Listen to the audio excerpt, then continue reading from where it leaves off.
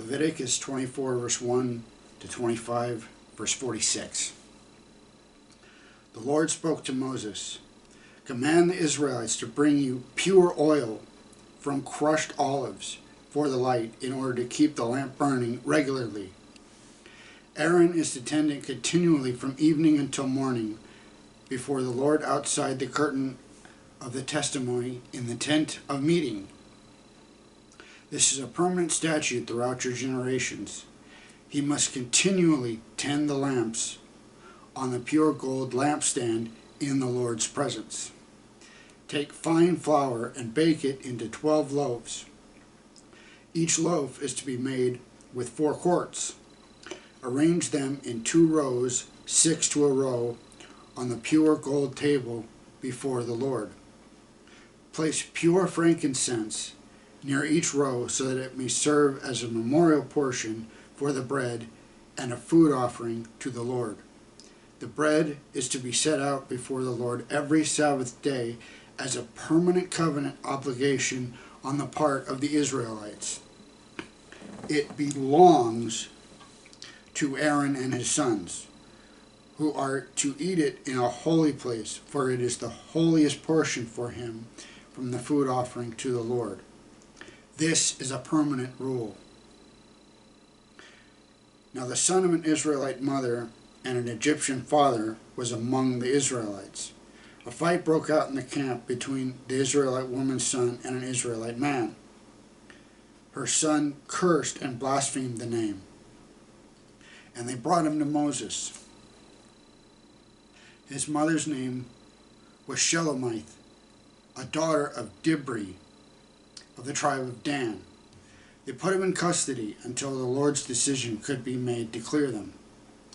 Then the Lord spoke to Moses, "Bring the one who is cursed to the outside of the camp, and have all who heard him lay their hands on his head. Then have the whole community stone him. And tell the Israelites, if any one curses his God, he will bear the consequences of his sin. Whoever blasphemes the name of the Lord must be put to death. The whole community is to stone him. If he blasphemes the name, he is to be put to death, whether resident, alien, or the native. If a man kills anyone, he must be put to death.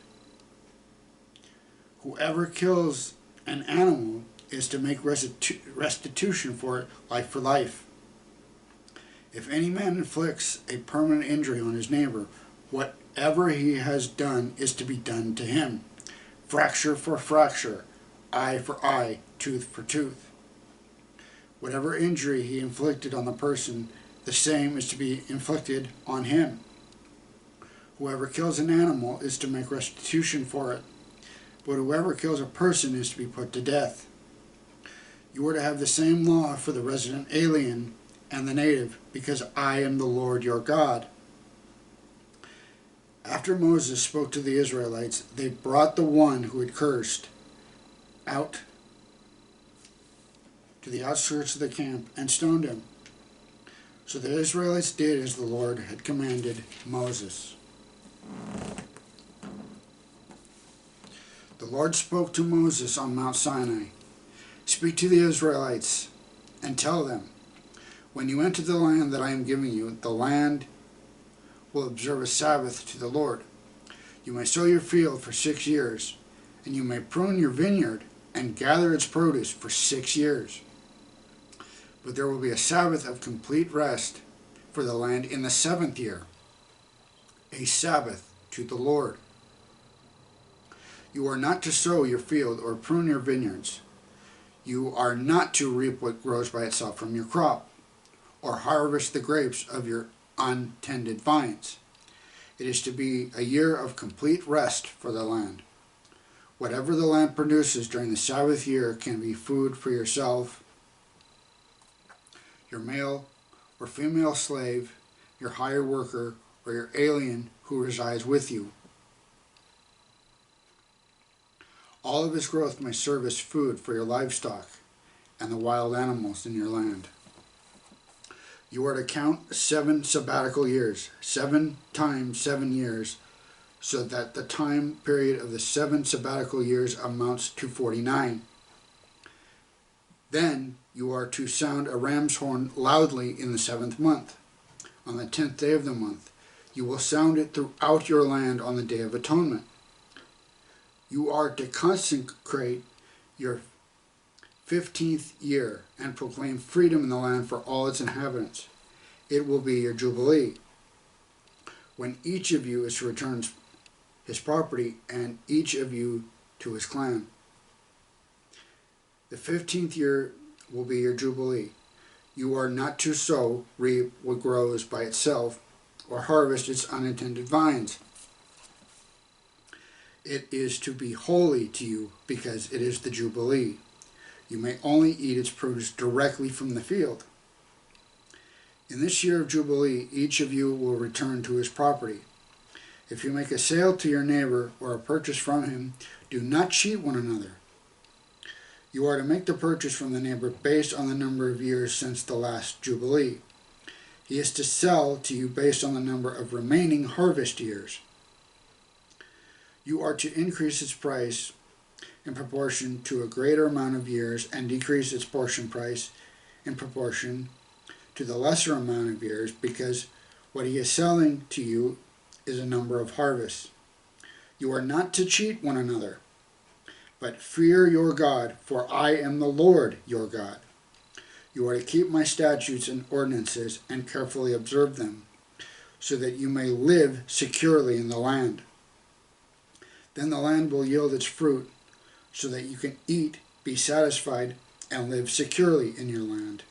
If you wonder what we will eat in the 7th year if we don't sow or gather our produce, I will appoint my blessings for you in the 6th year, so that it will produce a crop sufficient for 3 years. When you sow in the 8th year, you will be eating from the previous harvest. You will be eating this until the 9th year, when its harvest comes in.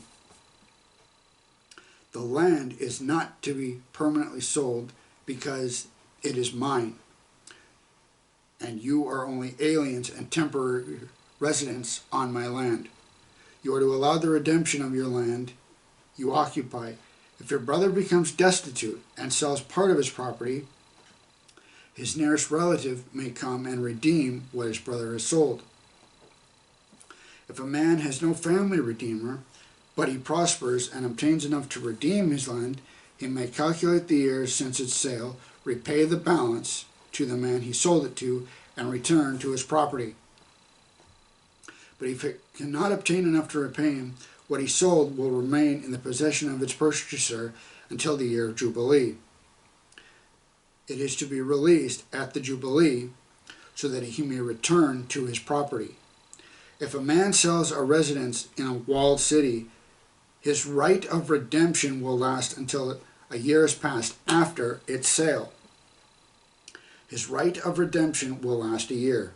If it is not redeemed by the end of the full year, then the house in the walled city is permanently transferred to its purchaser throughout his generations. It is not to be released on Jubilee.